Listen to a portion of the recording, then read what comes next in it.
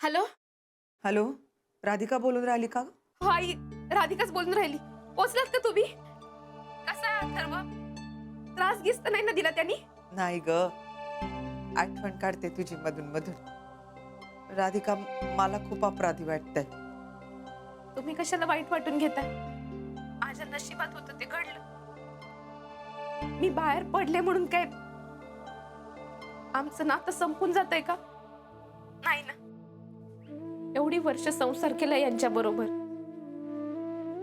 मला समजून राहिलं ना, यांची चूक नाहीये. त्या पोरीनीच बळकवलं यांना. एक ना एक दिवस यांना समज येईल. तुम्ही काळजी करू नका. देव करो आणि तसंच हो. पण तू तुझी हिंमत चांगली ठाम ठेव बरं. तू एकटी नाहीयेस राधिका. माझ्या पोरानं तुला दूर केलं म्हणजे आम्हा सगळ्यांनाच दूर केलं. राधिका, तुला आई बाबा नाहीत असं अजिबात समजायचं नाही बरं, नाहीतर मी रागवेन. मी कशी जाऊ, कुठे राहू, काय करू, मला घर नाही असा अजिबात विचार नाही करायचा. हे सगळे फालतू विचार नाही आणायचे मनामध्ये. आम्ही कोण आहोत मग? गुरुच्या आधी हे घर तुझं आहे. त्यानं नातं तोडलंय, तू नाही. आणि हे बघ, पैसे लागले तर आईकडे हक्काने मागायचे. हो आई, तुम्ही काळजी करू नका. तुम्ही मला जी शिकवण दिलीत ना, मी त्याच रस्त्याने जाईल. अजिबात हार मानणार नाही, अजिबात बदलणार नाही. तुम्हीच म्हणताल आई, चांगला विचार केला की सगळं चांगलं होतं. सगळं चांगलं होईल. मी तिथे असती तर तुझी दृष्टच काढली असती बाई. आई, अथर्व कुठे? बाहेर खेळ आला, मग लावून देते फोन. हा, हो. ठेवू फोन? ठेव. सांभाळ स्वतःला.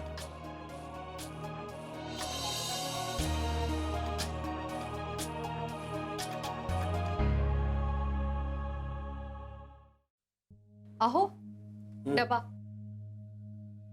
थालीपीठे दिली आहेत डब्यात. घेतलं ना सगळं? हो. नक्की? हो य. दाढीचा ब्रश इथंच विसरलात. हो, लक्ष कुठे आहे तुमचं? जरा नीट बघा, सगळं भरलंय ना बॅगेत ते. भरलंय का सगळं? माझं ना कशात लक्ष लागून राहिलं, इथून पाय निघून राहिला. सारखा बालीचा विचार मनात येतो आणि मनाची कालवा कालव होते ग. पण तिचा विचार करून आपलं पोट भरणार आहे का? काम आहे म्हटल्यावर जावंच लागणार तुम्हाला. तू जरा हळू बोल, बरं दिसतं का ते? अहो पण मी हे बघ, मी पण प्रॅक्टिकल आहे, पण कधी कधी भावनांना जास्त महत्व द्यायचं असते, हे लक्षात ठेव. अहो पण तिला आपल्या आधाराची गरज आहे, कळत नाही का तुला? सगळं कळतंय मला. अहो पण बोट धरायला दिलं, बोट धरायला दिलं ना की हात धरला जातो. तुझ्याशी ना बोलण्यातच काही अर्थ नाही. आता तुझ्या तोंडी कोण लागणार आहे? बाले, झालं का ग तुझं? मी जाऊन राहिलो ऑफिसला. काय रे दादा? हे घे, तुझ्यासाठी दही आणत होते. दही हातावर घेतलं ना, प्रवास सुखाचा होतो आणि सगळं नीट होतं. बाले, राशील ना ग नीट? मी नाही येत. दादा, अरे वहिनी आहे ना बरोबर?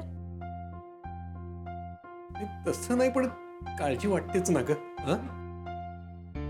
मी जसं काम आटपेल तसं औरंगाबाद वरून परत येईन. वर कुठलाही निर्णय घेऊ नकोस बाले. कसलाही वेडावाकडा विचार मनात आणूही नकोस. हो दादा. मी परत आलो ना की आपण नक्की काहीतरी मार्ग काढू. तुझा दादा आहे ना, कोणाची पर्वा करायची गरज नाही. काळजी घे तिची, आणि मी सांगितलेलं लक्षात ठेव. हो, हे काय सांगणं झालं का? मला पण कळते माझी जबाबदारी. आणि तुमची बहीण काही नरकात पडली नाहीये. कळते पण वळत नाही ना. दादा, आले, सांभाळून राहा.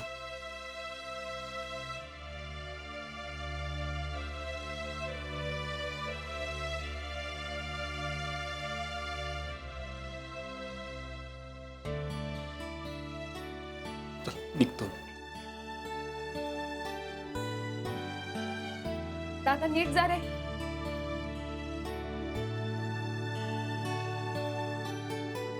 बघितलंस ना राधिका, तुझ्यासाठी जीव तुटतो यांचा. अगं रात्र रात्र झोप लागत नाही त्यांना तुझ्या विचारांनी. आणि त्यांच्यामुळे मी पण जागी. अगं वहिनी, आई बाबांनंतर दादानीच केलंय ना सगळं माझं. त्याला वाटणार. हो, पण सारखा असा विचार करून करून यांनाच काहीतरी व्हायचं. तूच सांग राधिका, तू अशी कायमची इथे राहिलीस तर कसं होईल? हा, आपल्याकडे माहिती आहे ना, लोक चार बाजूनी बोलतात. शिवाय यांनाही ते आवडणार नाही. हो ना, मला समजून राहिलं वहिनी, पण आता काय करू तेच कळत नाहीये. हे बघ, तुलाच काहीतरी हातपाय हलवावे लागतील. तू असं आमचं पोट धरून किती दिवस राहणार आहेस सांग? त्याचं कसं आहे, आमची परिस्थिती अशी. तू मोठ्या घरातून आलीयस ग, पण आमचं बघतीयस ना, आज पोळी खाल्ली तर उद्या भात जेवतो आम्ही. तुझं तसं नाहीये ग. आणि अथर्वला सुद्धा केवढ्या मोठ्या घरात राहायची सवय आहे, तेला तुपाचं खायची सवय आहे. तसं मिळणार आहे का त्याला इथे? बरोबर आहे तुझं वहिनी, मला समजून राहिलं सगळं. यार किती आपलं म्हटलं तरी लग्न झाल्यानंतर ते फरकच होतं ना, आपला अधिकारच राहत नाही. पण वहिनी, मी काही इथे कायमची राहणार नाही. हे येतील मला घ्यायला. मी एकदा भेटून बोलते त्यांच्याशी. हो, आत्ता कसं शहाण्यासारखी बोललीस? हे बघ, तू जा, गुरुनाथना भेट, बोल त्यांच्याशी. त्यांना म्हणावं तुमचं बाहेर काहीही असो, पण आम्ही काय करायचं? सरळ सांग त्यांना, माझ्या भावाकडे काही मी जास्त राहू शकणार नाही. एकतर माझी सोय करा, नाहीतर मी परत येते तिकडे. आता गुरुनाथनी ऐकलंच नाही तुझं तर मग बाई कठीण आहे. आम्ही तरी किती दिवस तुला असं पोचणार आहे? हे बघ राधिका, तुझ्या दादाला एवढे खर्च परवडणार नाहीत ग. सगळ्यांना पोचूही शकणार नाहीत ते. तुझा आणि अथर्वाचा खर्च कसा करणार आहेस तू? नाही म्हणजे मला माहिती आहे की तू काही फुकट बसून खाणाऱ्यातली नाहीयेस, पण तरीही तुझं तुला सगळं करावं लागणार आहे की नाही?